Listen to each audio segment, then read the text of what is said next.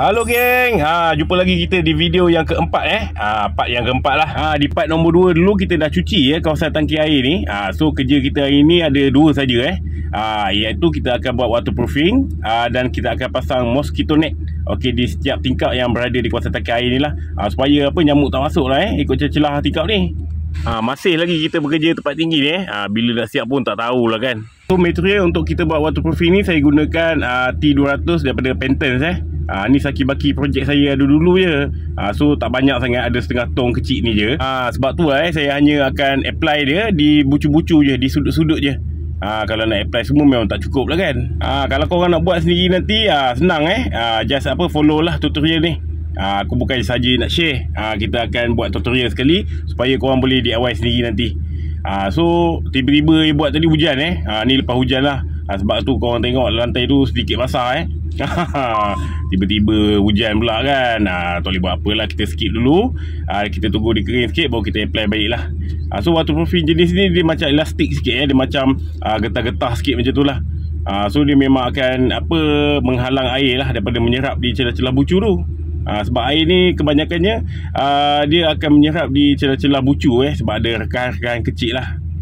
Tengah syok-syok kita sapu waterproofing ni, aku ada perasan ada lubang-lubang di atas lantai ni. Lubang-lubang ni cukup bahaya air memang boleh masuk kat situ. So aku turun bawah, aku pergi ambil simen. Okey, simen biasa tak ada, aku ada Sika 215 je, Sika grout pun boleh pakai tapi kalau korang nak pakai, korang pakai simen biasa pun boleh, tak ada masalah. Tampal je kat lubang tu, okey, supaya air tak boleh meresap masuk lah. Simen Sika tu pun aku ambil yang lebih-lebihan kerja dulu je aku bukan beli baru pun. Okey, so ni hasil kita setelah kita buat waterproofing lah. InsyaAllah air tak masuk. Okey, next ni kita akan buat ni mosquito netting. Kita akan buat pemasangan lah. Yang aku pakai ni mosquito netting ni yang jenis fiber jenis fiber, bukan jenis yang jaring plastik hijau tu kan. Jenis fiber ni dia lebih tahan lasak lah. Kalau korang nak koyak pakai tangan memang tak boleh cara pemasangan dia cukup senang tapi kalau boleh 2 orang lah lagi senang kita kapit je mosquito net tu dengan ni dengan kayu pak ataupun kayu shilling lah. Dikenali dengan kayu shilling. Kita kepit je, kita ketuk je di dinding ataupun di frame tingkap tu. Buat sebelah dulu dah siap sebelah, baru kita tarik tegang-tegang dan kita pasang kayu di sebelah pula. So slow lah.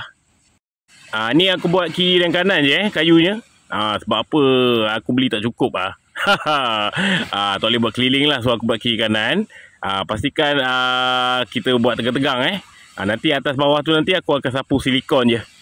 Silikon je bagi dia melekat lah. Sebab aku memang nak silikon sikit dekat frame ni kalau ada lubang-lubang kan. So korang boleh tengok pemasangan dia memang mudah lah. Ni netting dia. Netting ni warna hitam kan.